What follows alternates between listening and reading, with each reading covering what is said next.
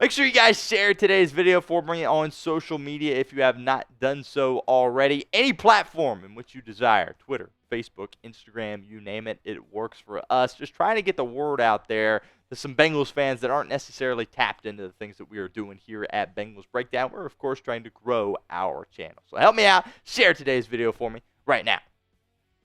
First, a $5 super chat to start this afternoon's mailbag from the Sky Warrior 2. It's make or break year for Zac Taylor and the Cincinnati Bengals. Go get that ring.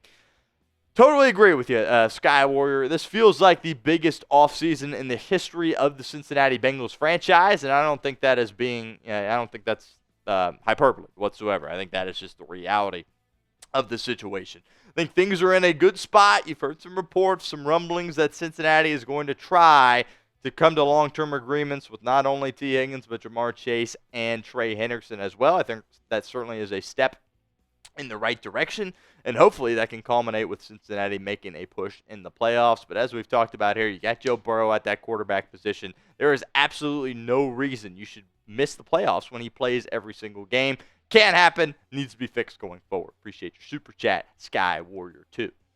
From Jeff, another $5 super chat. Jeff says you need to run a Bengals salary cap scenario on Over the Cap and follow it up with a mock draft. Okay, good idea, Jeff. Certainly something that we could do going forward. We have one mock draft that I created that is out. Certainly we'll look into doing that as well, Jeff. I appreciate the $5 super chat. Stacy Cook, is Germaine Burton a lost cause? That is a good question, Stacy. Look, I'll be upfront with you guys. I'm an Alabama fan. I was excited when the Bengals drafted Germaine Burton in the 3rd round last year. And even when he was out there on the football field, thought you saw some good things. But unfortunately, you can't fix stupid. That seems to be the situation here with Germaine Burton. So I'm worried it is a lost cause. We'll see. If Cincinnati ultimately cuts him or lets him come back another year, I think you probably give him another opportunity here in training camp, see if he's got his head screwed on more properly this year, see what he can do in the preseason, and kind of go from there. I don't think you cut him necessarily at this point. He's had some crazy, accusations against him.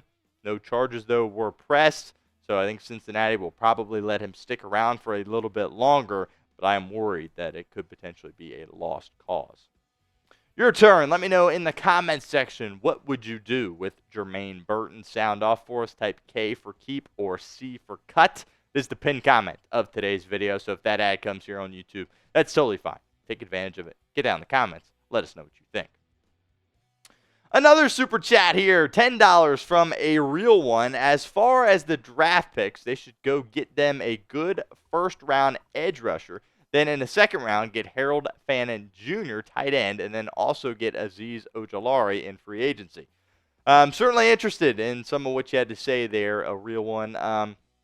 Look, for me, pick number 17 overall, my thought process is best defensive player available. If you can get an edge guy that you'd like, but you believe has the ability to make an immediate impact, you go get him.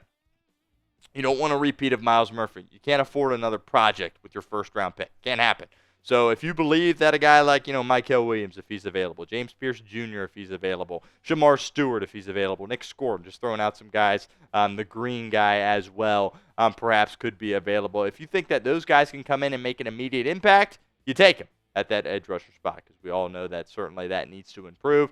As far as Harold Fannin, I like him a lot out of Bowling Green, tight end. Hopefully you can bring back Gesicki like Burrow wants to, but with the Eric All Jr. injury, you certainly have concerns there from a pass-blocking kind of tight end. So I think adding one in the tight end, in the draft rather, might not be a bad idea. That might be a little bit early for me to take a tight end personally.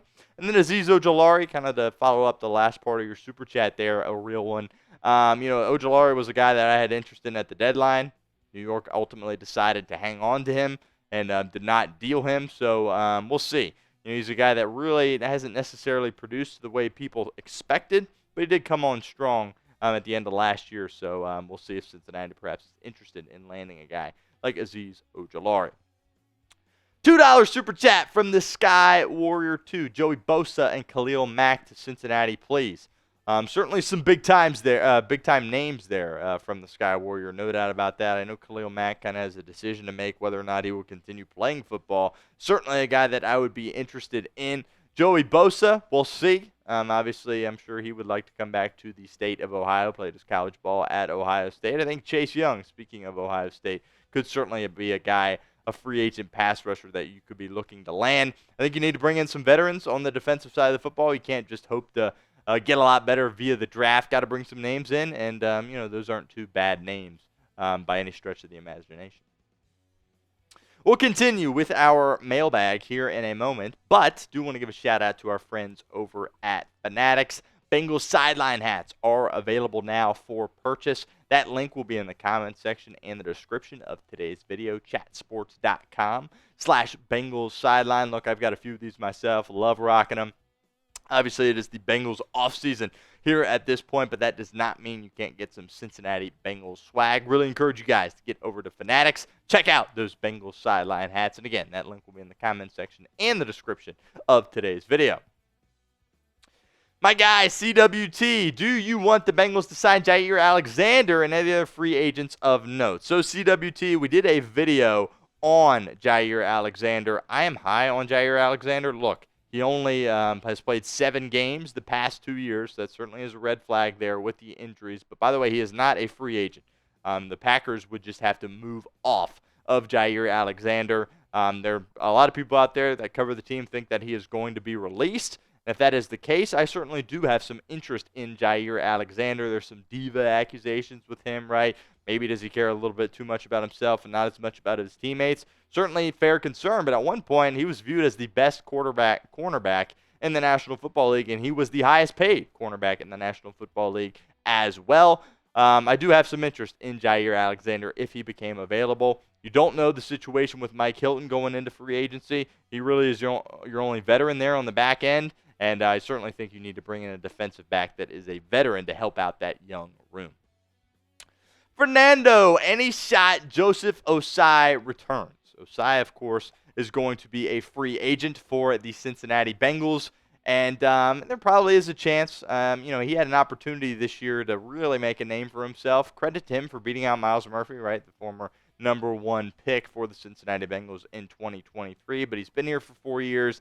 I've always just found myself wanting more with Joseph Ossai. Your defense absolutely stunk last year. Let's not mince words here. Certainly was the case, and I'm looking to move off Joseph Ossai. So me personally, I don't have any interest in bringing him back. I think there's some people around the team that maybe have some interest there, but he's a young guy that has a couple of sacks to his name. I think he's probably going to be a little bit more expensive than he deserves to be, and I think that really is a red flag for me as well. I personally would move off Ossai.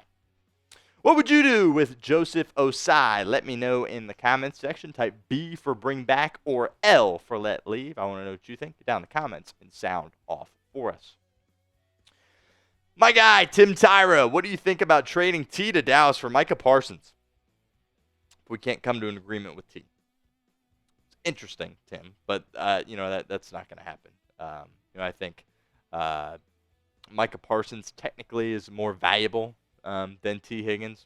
Maybe not to the Bengals and maybe not to me personally, but I think from a football perspective he certainly is. So I don't think that's something that could work out. I hear you though. I'm wanting to bring in a star pass rusher.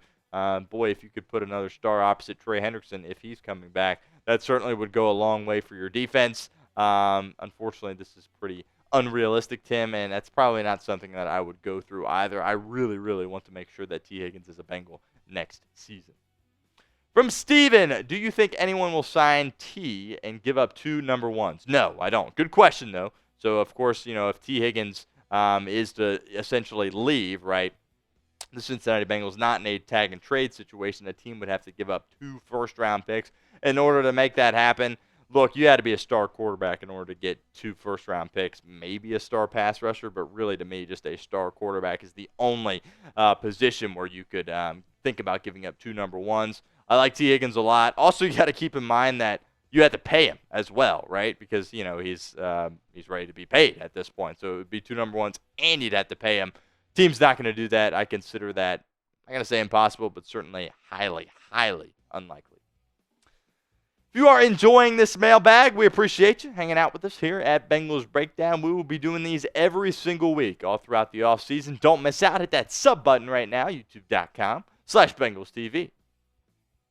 Mr. Larry, would you pursue Justin Simmons if available? Simmons is a guy that, I had some interest in last year, certainly, and I still think he has some good football ahead of him. The Bengals, of course, need some help at that safety spot. You took a swing on a guy like Geno Stone. That didn't work out. Again, there's people around the team that think that he's probably going to be back. He's a guy that I would cut. I would move off from. You need veterans there on the back end. That is not a bad name whatsoever. It just comes down to whether or not you as an organization still think he has good football ahead of him.